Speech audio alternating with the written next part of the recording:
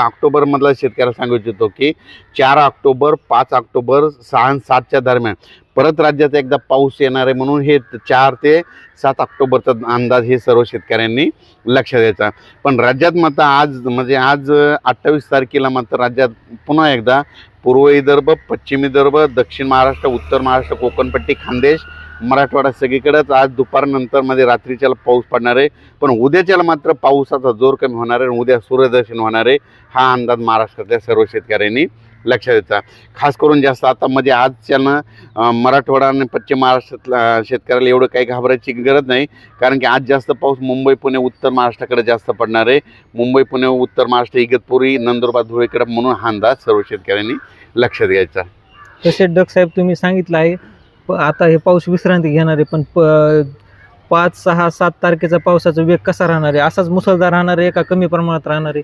हां, सांगायचं झालं तर जे 4 तारखेला जे पाऊस येणार ते देखील असाच प्रमाणात राहणार आहे। ते काय होणार आहे, 4 तारखेला विदर्भाकडून सुरुवात होणार आहे, विदर्भाकडून काय येणार, 4 तारखेला विदर्भात आगमन करणार आहे।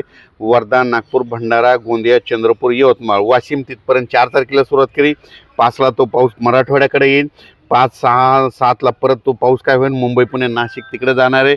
त्याच्यानंतर 8 तारखेपासून परत 8 ऑक्टोबरपासून राज्यात सूर्यदर्शन होणार आहे, तिथून पाऊस निघून जाणार आहे, म्हणून हे अंदाज लक्षात घ्यायचा। आणि आजच मला पूर्णाच्या शेतकऱ्यांनी मला टाकलं होतं की आमच्याकडे जाळेधुळी आली, तर मी म्हणत असतो ना, जाळेधुळी आल्याच्या नंतर काय होतं, महाराष्ट्रातला जाळेधुळी आल्याच्या नंतर तो सांगतो की पाऊस कधी निघणार हे निसर्ग सांगतं। कसं सांगतं, आज काही ठिकाणी जाळेधुळी आली होती, जाळीमध्ये काय होतं, झाडावर जाळे पडतात, पिकावर जाळे पडतात। जाळेधुळी आल्याच्या नंतर कंप्लीट 12 दिवसाला पाऊस निघून जातो। आणि या वयाने तुम्हाला सांगतो, आज पूर्णा तालुक्यामध्ये बऱ्याच ठिकाणी काय झालं, आज आहे 27 तारीख, आज आहे 27 तारीख, 28 तारीख, तर आज देखील जाळेधुळी आली। तर मला सांगू इच्छितो की आज देखील आजपासून कंप्लीट 12 दिवसाला पाऊस निघून जाणार हे संकेत आजच महाराष्ट्रातल्या शेतकऱ्यांना त्यांनी दिले।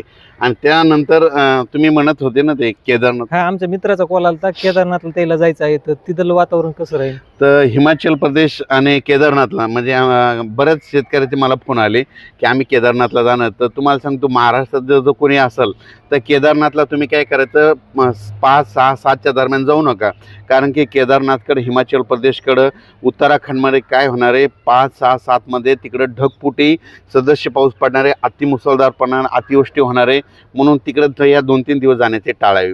नंतर गेलं तर काय हरकत नाही, पण सध्या तरी 5 ऑक्टोबर 6 आणि 7च्या दरम्यान तुम्ही जाऊ नये।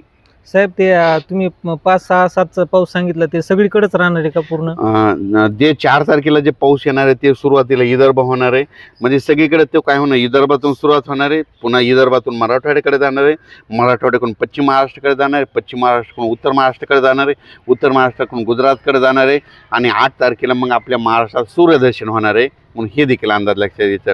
ज्यांचं सोयाबीन काढायला आलं असेल तर तुम्ही काय करा, एक तर तुम्हाला काढायचं असलं तर उद्या 29 तारखेपासून तर 3 तारखेपर्यंत 29, 30 5 दिवस तुम्हाला काढायला वेळ आहे। आणि त्याच्यानंतर काय करायचं, 8 तारखेपासून चांगलं सूर्यदर्शन होणार आहे, राज्यातला पाऊस देखील निघून जाणार आहे, म्हणून हा अंदाज लक्षात घ्यायचा। धन्यवाद।